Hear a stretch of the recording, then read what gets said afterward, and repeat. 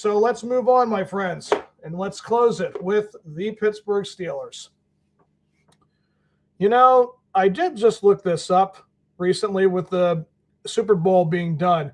I was curious, with that amazing Seattle Seahawks defense that won the Super Bowl last night, what was the amount of money they spent on their payroll for the defense?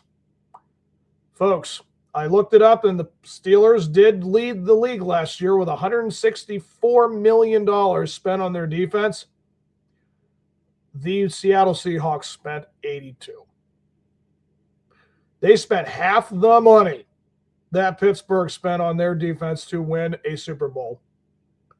That really does foretell a lot. I mean, when you look at like who's the highest paid defensive player, obviously it's going to be Mr. TJ Watt. He is going to be slated to make $40 million next year.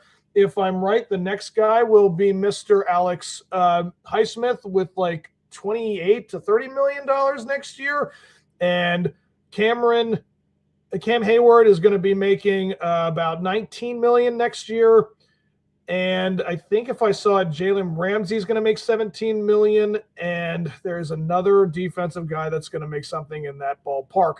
But like you're talking 5 players that basically make up the entire Seattle Seahawks' defense.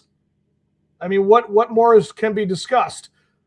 This really does need to be addressed in the offseason as to what we can do to improve the offense's payroll. That's really what it all comes down to. We have talked about how amazing this team has been with their defense and how much they spend on defense. And then the offense kind of suffers in the process because we never focus on that side because we didn't have a guy who cared about that side. I'm not saying Mike Tomlin is a terrible human being, but when it came to the offense, he definitely had more interest than one side. And now that we have a guy who's in there, Mike McCarthy, going to try to do everything he can to make the offensive side work, click, really ready for next season. I'm hoping that is the case because, I mean, listen, we're talking about since Killer Bees, have we not seen that the offense put up numbers like they should against the NFL that does that? We are living in an NFL where the offense needs to know how to score around 25, 30 points a game. As much as you know you can win games with it being held by 15, 20 points on your defense. What did the Seattle Seahawks? They ended with 17, 18 points all season long that they averaged giving up. That's an insane number. I don't think it is as good as the Steel Curtain, but they definitely had Legion of Boom beat. And they are definitely one of the bigger powerhouses right now on defense. And with Mike McDonald being only 38 years old, this Seattle Seahawks team is all of a sudden going to look like the best team in the NFC West for quite some time. And if Sam Darnold keeps it up, they're definitely going to be a team you have to watch in the NFL. And I would like to think that the Steelers could find their identity with that because it's a coincidence that Sam Darnold is around that age. He is now 30. Mason Rudolph is there around that age, 30 years old, with an offensive-minded coach. I'm not saying that, Will Howard can't have a shot, but could we very much start the next process by using Mason Rudolph as our starting quarterback to push Will Howard maybe into the next franchise quarterback? We don't know, guys. I mean, could we still go out and get Malik Willis? That would be a great option too. But we're trying to make an identity known that we want both sides of the ball to be effective. I feel like that's really what needs to be addressed. We know that our defense is paid well. We know our defense has good numbers, but our offense has struggled a lot these last several years. And it's because we need to have a guy in there like Mike McCarthy, and his coaching staff is doubled in size than what Mike Tomlin had in his coaching staff. So having the extra coaching staff is going to make sure that everybody's positions are ready to go, and they're going to start to look for the mini camps to start a couple months from now. I feel like this team could stay around 10, 11 wins next year, but for the time being, our focus should really be going into the draft, knowing what they need to look at, WR2, making sure our wide receiving room is as crowded as possible. We need to make sure that whoever is going to be throwing the ball has a lot of options to throw to. And if I'm going to make a bold statement, I think the kid's name is Lemon. I think that's the player. I think that's the USC player. I don't know what college you went to, but I'm hearing a lot of names thrown out, and like a guy like Lemon who could very well be an option we could jump up and go and get. Like we could trade up to go and get this kid. And the trade or the free agency, there's plenty of names that you can go and get. I mean, I think, who is the one guy that's available?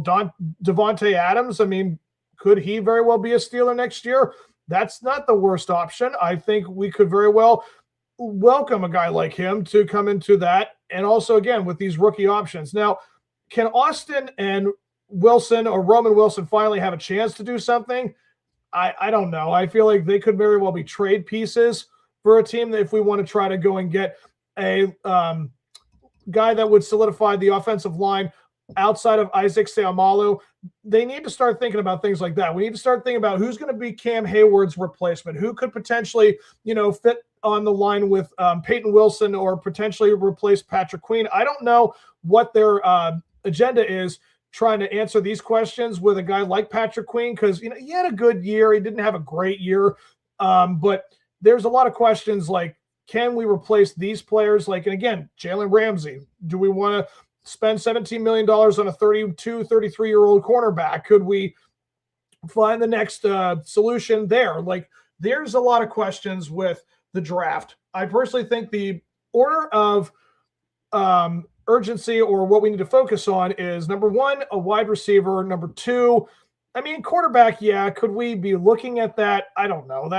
I don't think this draft class with the quarterbacks is what you look for. I think that's why they're trying to push for Aaron Rodgers to come back for another season.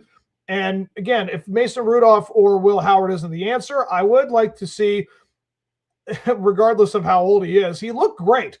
That's really what people need to remember. Aaron Rodgers looked as healthy and as agile as he could have looked for a guy 42, 43, turning 43. So in the end, this whole season really does depend on, can we get this started for the next stage? Like we're kind of where the Penguins need to be, or where they're at right now. The Steelers need to have that attitude of like, well, we're making the transition, but we need to get the best out of what we have right now to make the transition as successful as it is. So as far as the Steelers go for their offseason and the draft coming up, yes, wide receiver, potentially quarterback. I would like to think the very next thing I would focus on is defensive line, potentially cornerback, and then offensive line. They've been doing a lot of offensive line stuff these last several seasons. And, could Dylan Cook very well be the next thing we talk about after Broderick Jones? He definitely did not keep his job. He's lost it. And I don't know, could we have him back? We could have very well wasted a first-round pick on a guy like Jones when we could have easily went for somebody like Malik Willis or someone like that in that draft class. But the whole agenda right now is going to be making that Mike McCarthy could very well be here for the next 5 to 7 years easily. And we're trying our darndest to stay relevant with the players that we have. And we're trying to give guys like Cam Hayward and TJ one last chance to really go for their rings, because after this season, guys, it's definitely not what you want for their situation. Because again, they're at the back ends of their career. And yeah, this needs to be a push once again, because with Lamar Jackson's situation, getting Jesse Minter as his head coach, and with the situation with Cincinnati Bengals never wanting to, staff a coaching staff properly and give Joe Burrow everything he needs to be successful. And then the Browns are the Browns with their new head coach. It's just the Munkin. It's just unbelievable what they are constantly putting themselves in. And yeah, so we have a chance to really solidify the AFC North for sure with the offseason. So a lot to talk about, a lot that's still coming up. I'm going to wrap it up, guys.